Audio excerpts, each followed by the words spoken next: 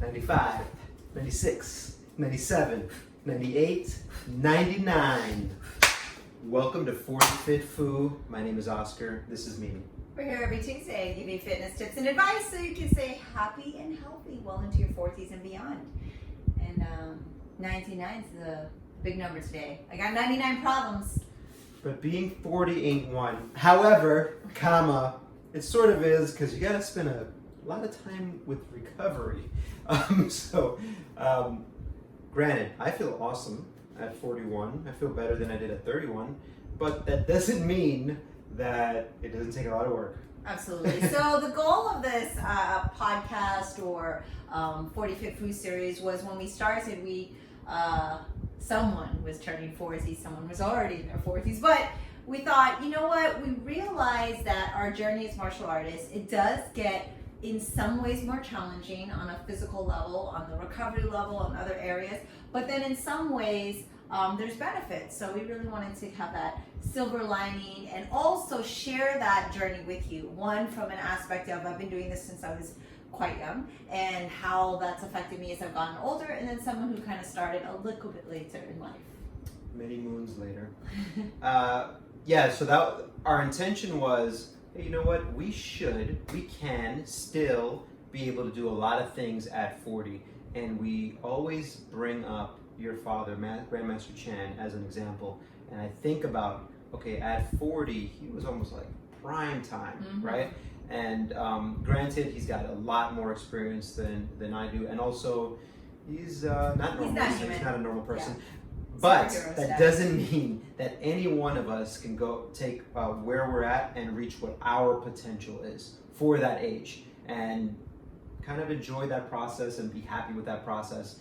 And that's what we've been trying to share over the course of today being 99 episodes, which is crazy. Yay! So with that being said, our 100th episode is imminent, and we'd love to hear from you all on what you want us to talk about, or just want us to do our normal 40 Fit Foo routine. However, and if you want us to continue the series, because we figure 100, if we were going to stop, this would be a good point to stop at. 100 would be a good place to stop, unless you are 2 to 3 viewers. Tell us not to.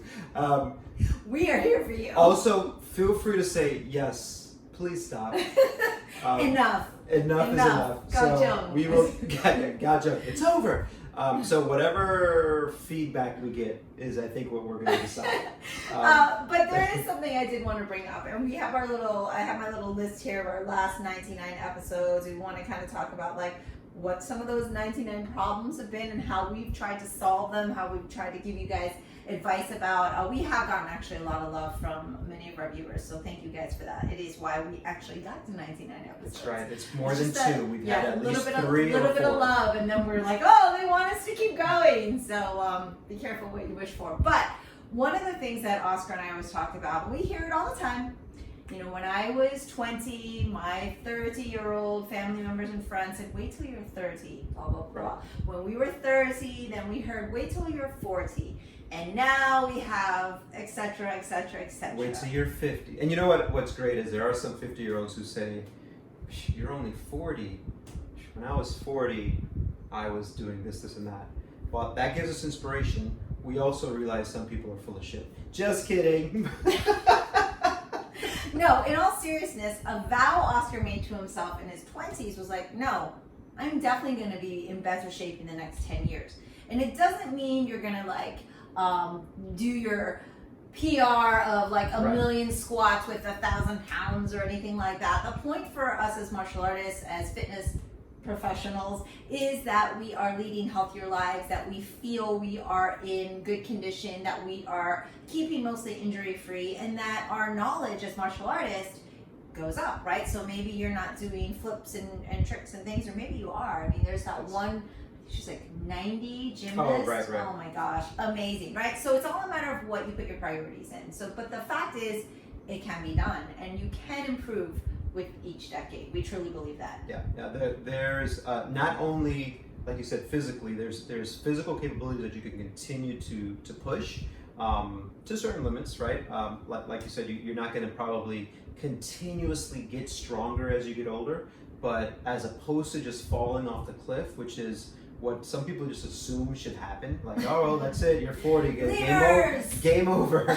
I think that we can accept the inevitable, that we are all going to get older, with a little bit more grace, but even more importantly, which is a point you made, is your brain can continuously make those synapses and kind of grow and learn as you get older. So that's another huge part of it. It's not just the physical part, it's also the mental sharpness, the mental acuity. Again, bringing up your father as a great example of that. So. Absolutely. So here's a few things, right? So obviously you already mentioned recovery. One of the big things that we've gone over several times in this series has been recovery, warm up, right? The need to do more to be able to then do our workout, our endurance, and then the injury aspect. So one of the tools that I've found that has been very life-saving, and Oscar uses it every day, is the foam roller. There's very, very many different kinds of this, but maybe you could talk really quickly a little bit about how foam rolling helps with recovery, right. Injury, prevention, as well as healing, and all the other things that is a huge kind of overcap of like a lot of the stuff that we have. Yeah, I think we did a full episode on foam rolling, but the thing is, the foam rolling isn't going to really change your tissue long term. But what ends up happening is that you're bringing fluid and a little movement into the joint. It's almost like kind of helping to prep it for certain things. So yes, I use it every single day, not that being the end goal.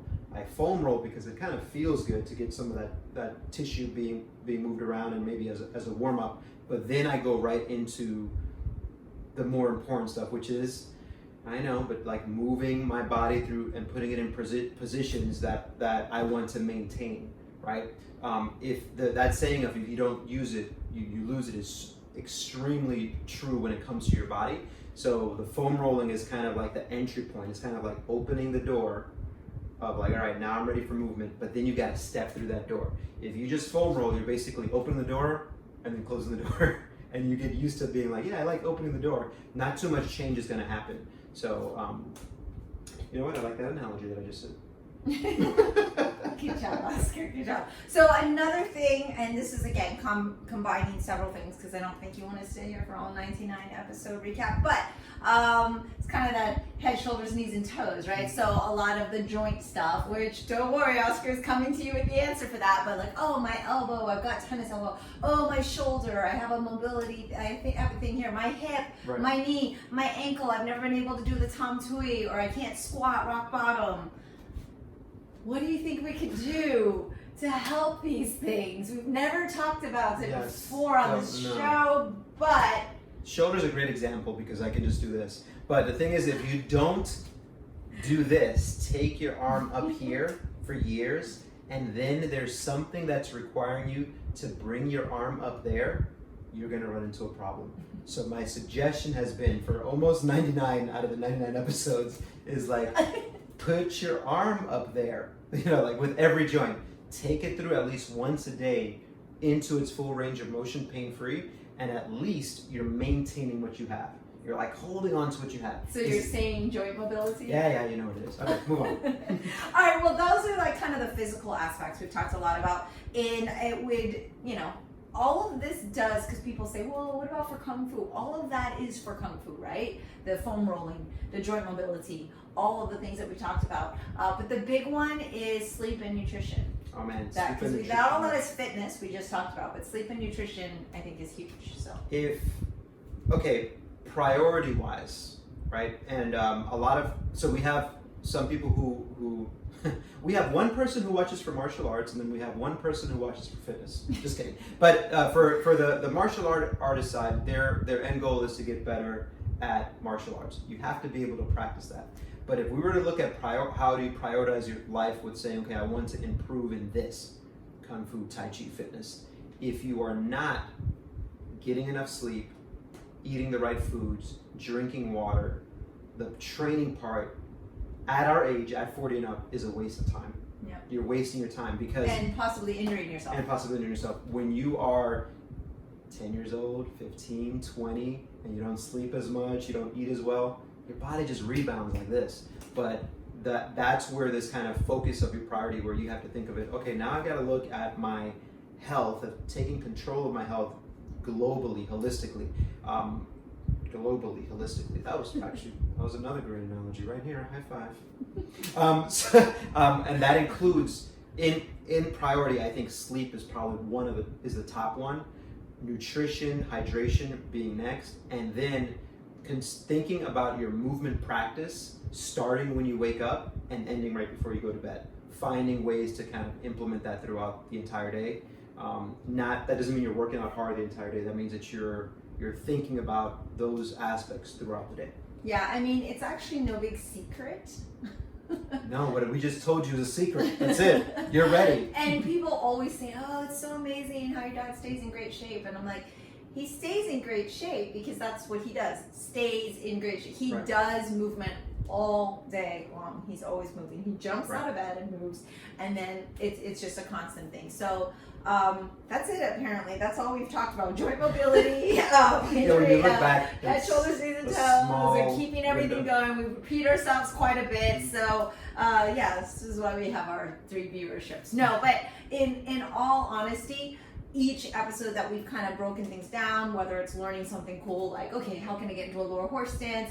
Every single one of the things we just talked about today does contribute to that. And so we're just kind of 99 problem thing, we are condensing it actually into one. It's just like kind of take the approach that we've been trying to emphasize, which is, taking care of your body, getting that sleep, getting that nutrition, and then taking things one step at a time. So don't jump into the butterfly kick. Take your time, do all the basics, and embrace the basics. And the basics can also be not just the physical part, but definitely if you're not sleeping, then you're not going to be able to kind of get that great workout in that you want. And so you may have to just meditate for the day or work on your breathing, something else we've talked about a lot here. So so apparently we repeat ourselves a lot.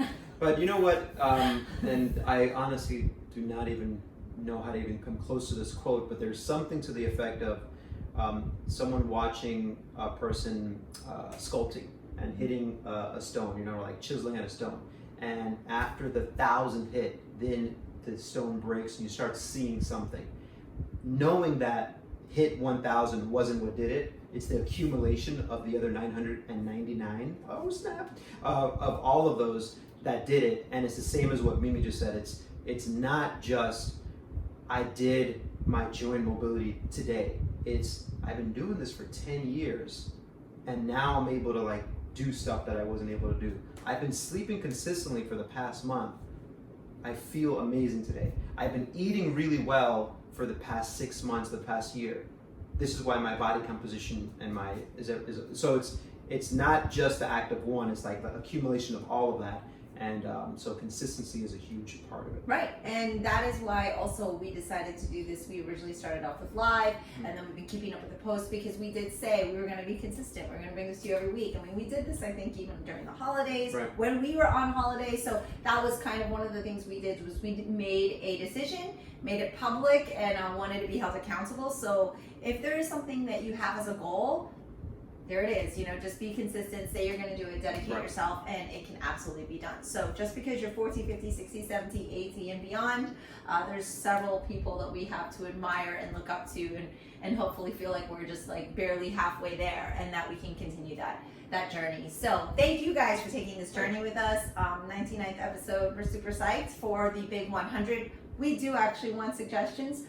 So let us know. So let us know what you're interested in. Your homework. Let us know what you'd want to hear for the 100th episode. Let us know if you want us to continue after 100 episodes. Let us know if you want us to go quietly off into the night after 100 episodes. Yes. And final plug is, don't forget, we do have programs that we do offer, whether it's through personal training apps, if there's a certain thing you want to work on, meditation, nutrition, a fitness learning how to do the butterfly learning how to do a butterfly kick, then we actually have programs that are available to all of you all from your fitness and Kung Fu professionals. So we'd love to help you with that journey, so keep that in mind. Thank you guys for watching 40 Fit Boo. Next week, 100.